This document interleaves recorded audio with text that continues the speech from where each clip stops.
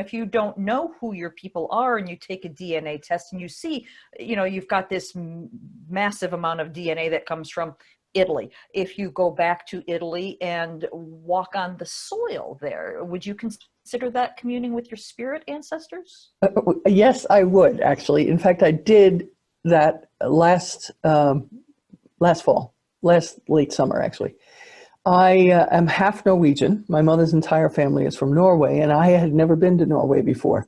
So I wanted to not just travel as a tourist, but to go there and kind of mend the fabric of my mitochondrial DNA. For my mother's whole family came from that place. So I collected stones here, one from my land, one from each one of my sisters from where they live, and also from my mother where she lives. And I carried them back to Norway, and I got to visit the family farm. I was introduced by a distant cousin there who helped me to meet the new owner of that property. And I was able to do a ritual where I installed these little pebbles into the stone wall on the farm, and then was able to take stones back from there with the permission of the spirits of the land, and take one for myself and give one to my one sister, one to the second sister, and also to my mother. So it's possible to feel that sense of connection. And I think it's useful, while it's not always possible to go back to the land where your ancestors are from, I think it's useful to find some way to connect. If you can't get there in person, perhaps you can make contact with someone who's traveling who can bring you back a stone, bring you back a little bit of earth, for you to put onto your altar and say, okay, this was my family's home. Now my family's home is here. Now my family's home is in my heart. You can do a ritual that feels, a ceremony that feels authentic to you. Whatever is in your heart is what spirits want to hear. They don't want to hear something you wrote down and labored over. They want to hear what your heart is speaking to you about. And you say to them, I am living here in North America, but my roots are somewhere else. And I want to feel as though the whole of my family tree, roots and all, is intact in whatever ways make sense to you. And you find a way to take some of that soil or a stone and honor that you are now back together. Because I think as North Americans, I can't say anything about how South Americans feel about this, but I think North Americans suffer from being displaced people.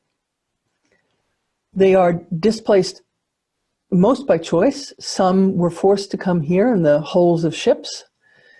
Some were indentured servants or slaves. But in either case, there was a tear in the fabric. Even if it was one that was a choice, there was still a tear in the fabric. And I think of, I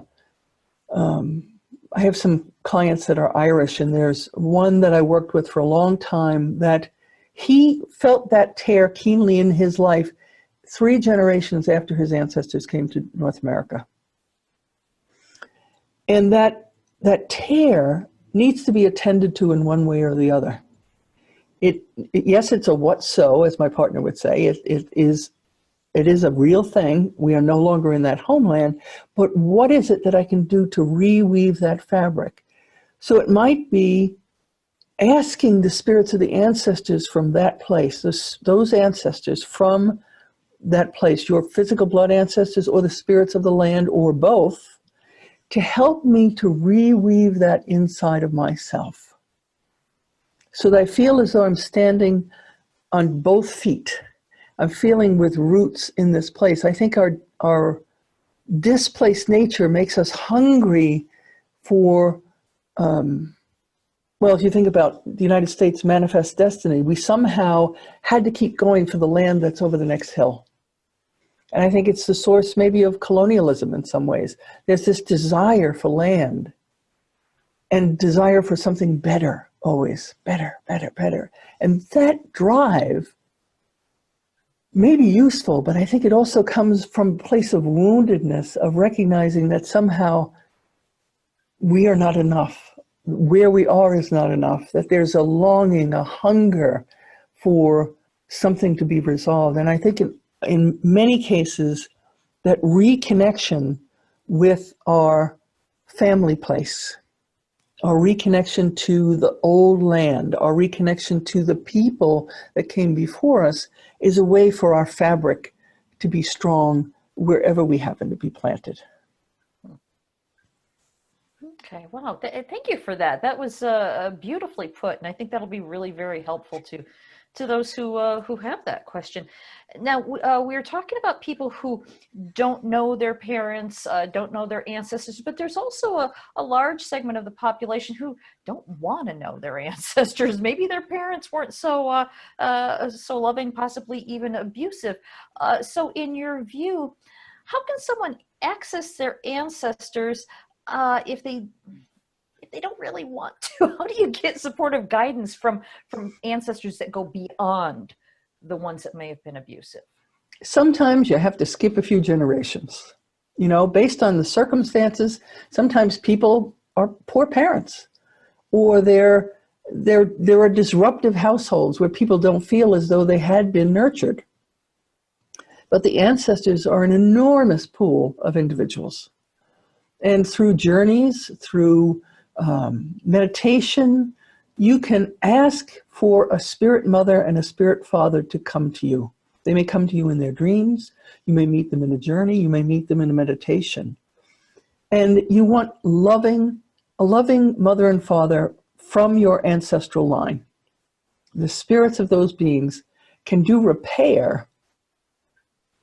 And it really is repair of the child inside of us that did not feel nurtured and cared for. They can step in and fill in the gaps.